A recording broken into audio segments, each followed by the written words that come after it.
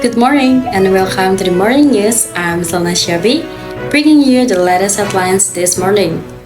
In education, there are significant news regarding the future structures of high school studies here in Indonesia. The Ministers of Education has announced plans to reintroduce distinct academic majors, science, social studies, and languages, starting with the new curriculum schedule for 2025. These programs were largely phased out under the current Merdeka curriculum, which aim to offer students more flexibility and freedom in subject selection. However, the ministry is now considering a return to these more defined paths, driven by concerns that a clearer structure may better prepare students for university admissions and future career paths. So, what could this mean for students, teachers, and the broader education systems? Let's take a closer look at the details of the ministry announcement and the reasonable behind these proposed changes.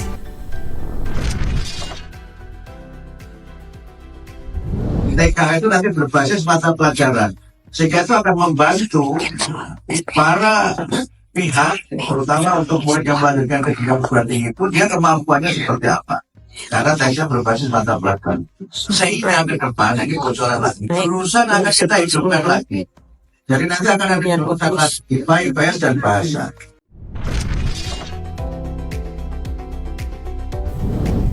To explore this further, let's hear from our colleague Andika, who interviewed directly with an alumnus to discuss these issues more. Sebelumnya boleh tahu nggak Kak nama dan asalnya dari mana? Sebelumnya perkenalkan, nama saya Ayu Putri, saya asli Badung. Kalau boleh tahu kakaknya ini lulus SMA tahun berapa Kak dan di mana lebih tepatnya? Saya masuk SMA di tahun 2020 dan lulus tahun 2020. Untuk lokasi SMA-nya? Saya alumni SMA Negeri 3 Denpasar. Kalau sistem penjurusan saat menempuh SMA dulu bagaimana Kak? Kalau waktu zaman saya masuk SMA itu masih sistem penjurusan dari kurikulum 2013. Jadi kelas 10 kita langsung memilih mau jurusan IPA atau IPS. Karena kebetulan di Trisma juga nggak ada kelas bahasa. Tapi 2 tahun setelahnya baru ada kurikulum Merdeka di sekolah. Kalau untuk kekurangan dari sistem tersebut, apakah ada? Mungkin kalau dari POV saya sebagai siswa, mungkin karena waktu SD kan kita masih belajar dasar aja ya, IPA dan IPS, dan di SMP pun masih dasar bisa dibilang. Dan di SMA itu kita di kelas 10 langsung harus memilih mau kelas IPA atau IPS, yang dimana itu udah penjurusannya lebih spesifik, ada biologi, fisika dan kimia di IPA, kemudian ada geografi, ekonomi dan sejarah peminatan di IPS. Sedangkan kalau yang saya tahu di kurikulum 2006 atau kurikulum sebelumnya yang sebelum 2013 ini, sistem penjurusan dimulai dari kelas 11. Jadi setidaknya anak-anak SMA yang baru mengenal lingkungan SMA itu bisa eksplor lah sebelum dia mau memilih minatnya dia IPA, IPS atau bahasa ya. Mungkin kurang lebih begitu. Sebelumnya apakah Kakak mengetahui sistem jurusan dari SMA di tahun ini? Kalau saya nggak salah dengar tahun ini atau tahun itu masih menggunakan kurikulum baru, yaitu kurikulum Merdeka. Tapi kalau nggak salah dengar mau diubah jadi kurikulum, balik lagi ke kurikulum 2013. Ada pendapat nggak Kak mengenai kurikulum yang kerap diubah seiring dengan berubahnya menteri-menteri pendidikan? Sebenarnya ini pasti jadi keresahan bukan cuma buat saya tapi teman-teman dan juga guru, karena dari saya SMP atau SD itu ya ada perubahan, terus SMA berubah, jadi kayak agak bingung aja sih, kayak kesannya kita itu cuma objek atau kelinci percobaan aja. Mungkin seharusnya dimatangkan dulu sistem pendidikannya mau seperti apa, karena sebenarnya kalau dari pandangan saya sendiri memang kurikulum lama yang 2006 dan 2013 itu memang sudah usang dan memang perlu dibenahi, tapi tidak menampik juga perubahan yang diinginkan dari kurikulum Merdeka ini eksekusinya belum berjalan dengan baik. Padahal sebenarnya apa esensi yang ingin dicapai di kurikulum Merdeka ini bagus, karena murid itu tidak sekedar guru dan murid tidak sekedar kejar tayang untuk dapat materi, tapi juga untuk memahami baik itu secara literasi, numerik maupun penanaman karakter. Jadi sebenarnya tujuannya baik, cuman mungkin belum dimatangkan. Dan sempat dengar juga Pak Menteri Pendidikan yang sebelumnya pernah bilang memang kurikulum Merdeka ini untuk membenahi sistem pendidikan itu nggak bisa setahun 2 tahun, tapi perlu jangka waktu bahkan 10-15 tahun. Jadi mungkin saya tidak masalah dengan adanya perubahan, tapi mungkin bisa dimatangkan agar konsistensinya bisa lebih terjaga. Kalau begitu menurut kakak, apakah sistem yang ada sekarang perlu diganti lagi ke yang seperti sebelumnya? Sistem yang sekarang tuh berarti kurikulum Merdeka ya? Iya.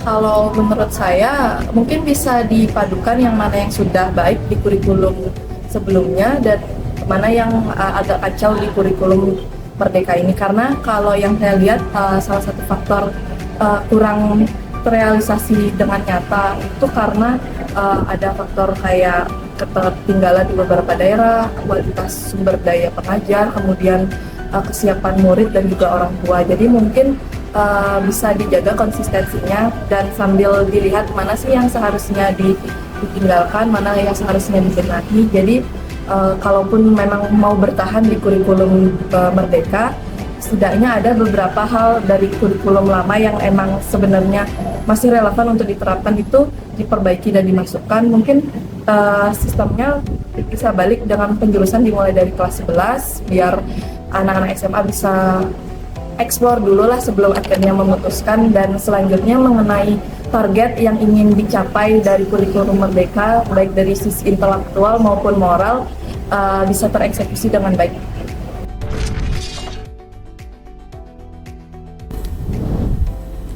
Thank you, Andika. And for another perspective, our colleague Dwi interview a teacher and a student directly from SMA Negeri 2 Tabanan.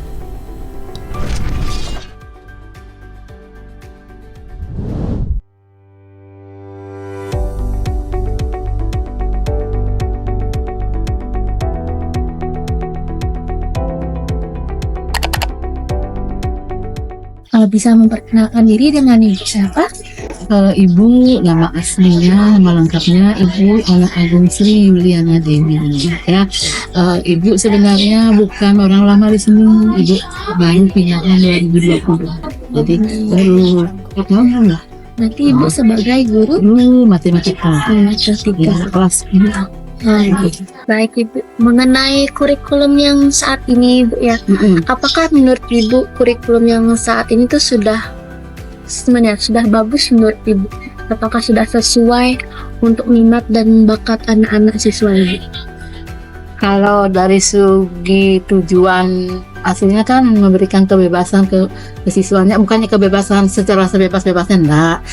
Memberikan kebebasan sesuai dengan minatnya mereka kemana, kemerdekaan belajar mereka sesuai dengan kemampuan mereka. Yang sekarang yang kurikulum yang merdeka ini kan tujuannya menganggap bahwa semua anak itu memiliki kompetensi.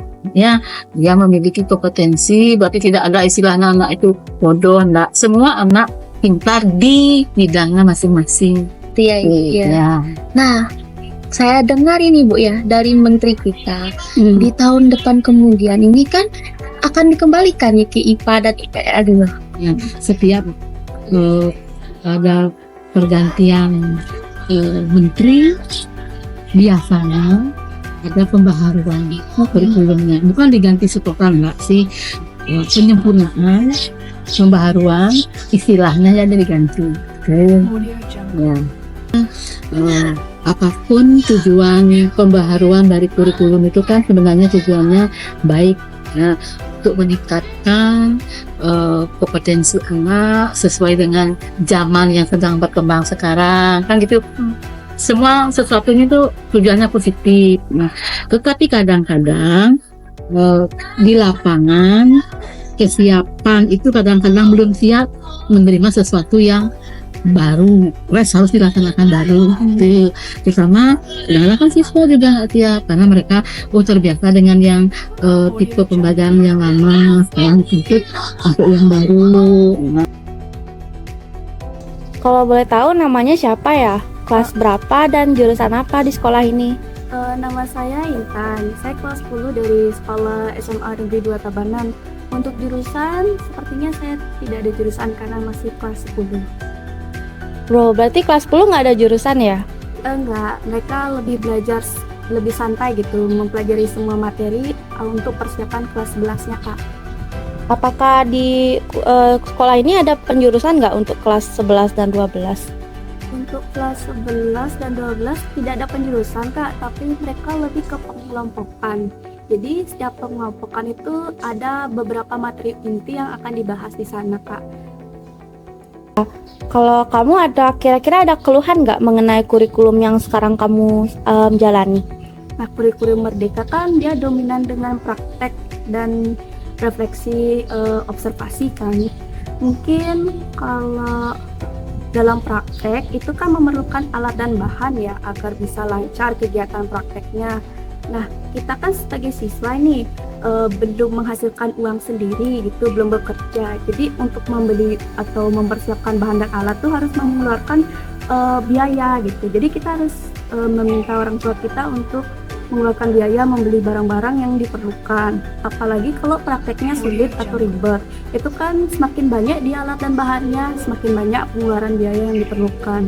Terus itu juga diperlukan alat teknologi seperti komputer, laptop, handphone. Nah, sebagian siswa tuh kan ada yang punya alat teknologi yang canggih, lebih modern gitu kan. Jadi lebih lancar mereka melakukan kegiatan-kegiatan pada kurikulum Merdeka. Namun mungkin untuk beberapa murid yang kurang kebutuhan gitu kan, alat elektroniknya nggak banyak gitu, nggak secanggih yang sekarang. Mungkin agak kesulitan dalam mencari referensi materi kegiatan praktek yang akan dilakukan dan juga membuat laporan untuk refleksi diri. Oh begitu ya. Kira-kira kamu sudah tahu belum tentang isu kembalinya jurusan IPA IPS dan bahasa di kurikulum selanjutnya tahun ajaran 2025?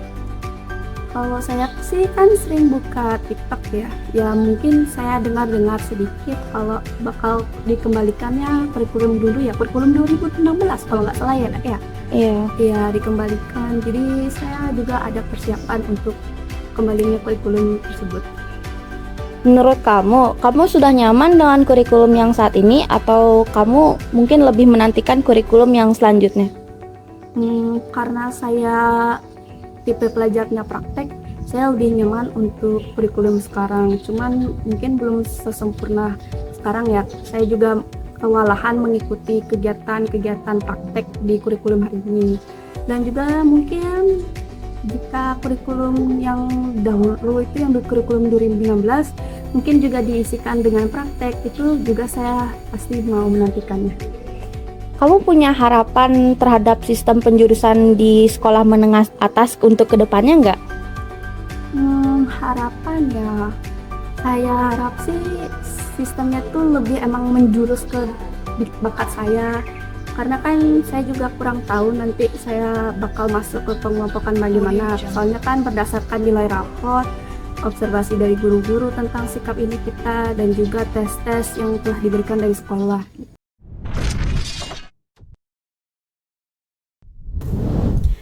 As we've heard from these interviews before, there are clearly diverse perspectives on the potential reintroduction of these academic measures.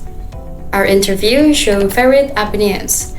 Teachers see the change as primarily a refinement rather than a major shift, and from students, while following Merdeka focus on interest, the students feel the return to majors provide clearer guidance for their future paths.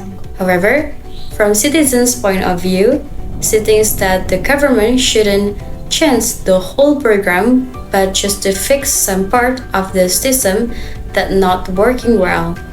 So, the minister's proposal for 2025 is certainly sparking important discussion about the best path forward for Indonesian high school education, balancing structure with student autonomy.